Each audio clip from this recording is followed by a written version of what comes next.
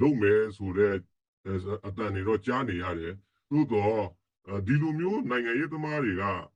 လိုပြောမလဲ rhetoric ပေါ့ rhetoric ဆိုတော့အာလူမင်းခွန်လို့ပြောမလားအဲ့လိုမျိုးကိုအပေါ်အရင်နဲ့ထုတ်ပေါ်တာကတော့ဟုတ်တယ်သို့တော့ how ဘယ်လိုပုံစံမျိုးနဲ့ဘယ်လိုအခြေအနေဖြစ်အောင်ဖန်တီးပြီးမှလုပ်မလဲဆိုတဲ့ဟာကတော့ကျွန်တော်တို့စောင့်ကြည့်နေပါတယ်ကျွန်တော်တို့ဘက်ကလုံနိုင်တဲ့ဟာတွေကိုလည်းအကုန်လုံးအပြုသဘောဆောင်ပြီးမှပူပေါင်းဆောင်ရွက်တော့ဖို့ပြင်ဆင်ထားပါတယ်ဒါလူသားချင်းစာနာမှုဆိုင်ရာအကူအညီတွေလည်းဒီတိုင်းပါပဲကျွန်တော်တို့ဘက်မှာစစ်ဆောင်ဒုက္ခတွေ IDP 6သိန်းဝန်းကျင်လောက်ရှိပါတယ်။မိုးရာသီအရန်ခက်ခဲကြတယ်အခုနောက်ပိုင်းပုံများလာတယ်။ဒီလူတွေကိုကူညီထောက်ပံ့ဖို့ကလည်းအဲ့ဒီဘင်္ဂလားအိန္ဒိယနယ်စပ်တွေကိုကျွန်တော်တို့ပို့ပြီးမှ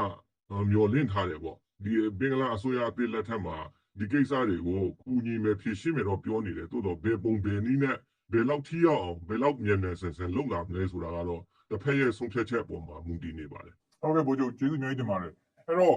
ခုနကပြောသွားတဲ့အထက်မှာဒီခုလက်ရှိတက်လာတဲ့ဘင်္ဂလားဒေ့ရှ်အစိုးရနဲ့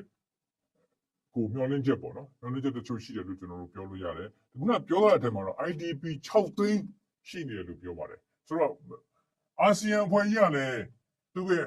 5 point consensus ထဲမှာ humanitarian ကိစ္စတွေလူသားချင်းစာနာမှုထောက်ပံ့ရေးကိစ္စတွေပါပါတယ်အဲ့တော့ဒါအပြင်မြန်မာနိုင်ငံရန်ကုန်မြို့မှာအခြေစိုက်တဲ့ UN အဖွဲ့အစည်းတွေကလည်းမကြာခဏဆိုသလိုနေပြည်တော်ကိုသွားပြီးတော့အကူအညီပေးကိစ္စတွေသွားပြီးဆွေးနွေးတာဂ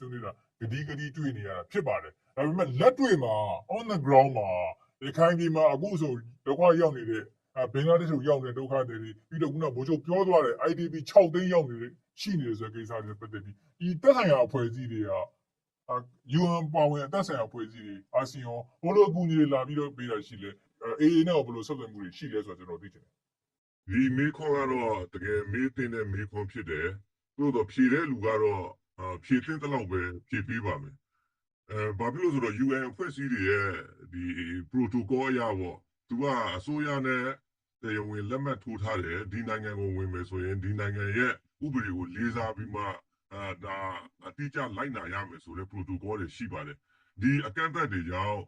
ဒီ UN အဖွဲ့အစည်းနဲ့တခြား INGO တွေမှာ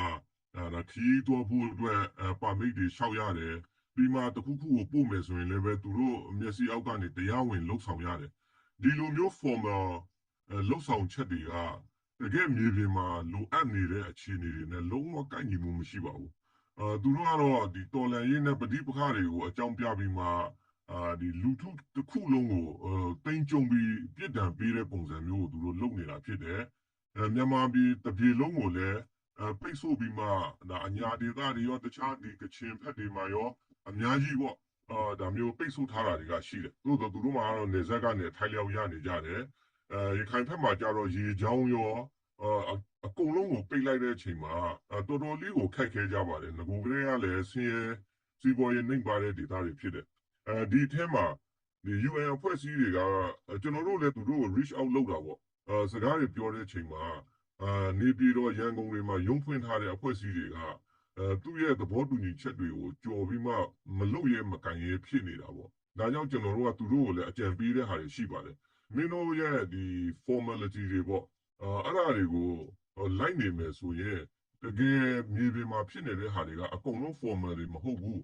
အချင်းတွေအစဉ်ပြေပြည်လို့နီးလန်းတွေရှာပြီးမှလက်တွေ့ကြတဲ့ထိရောက်တဲ့အကူအညီကိုပေးဖို့အတွက်စဉ်းစားသင့်တယ်ဒါမှလည်းပဲဒါတကယ်လက်တွေ့ကြတဲ့ထိရောက်တဲ့အကူအညီတွေဖြစ်လာလိမ့်မယ်ကျွန်တော်တို့ဘက်ကတော့ဒီလူမျိုးမခွဲပါတာမခွဲဘဲနဲ့ဒီမျှတတဲ့အကူအညီဖြန့်ဖြူးမှုတွေကိုလှုပ်ဆောင်ဖို့အစဉ်သင့်ရှိတယ်ဆိုတဲ့ position ကိုလည်းကျွန်တော်တို့ပြောပြတယ်ပြီးမှဒီရခိုင်ဘက်မှာဒီလူမျိုးရေးဘာသာရေးပဋိပက္ခတွေကအများကြီးရှိတာကို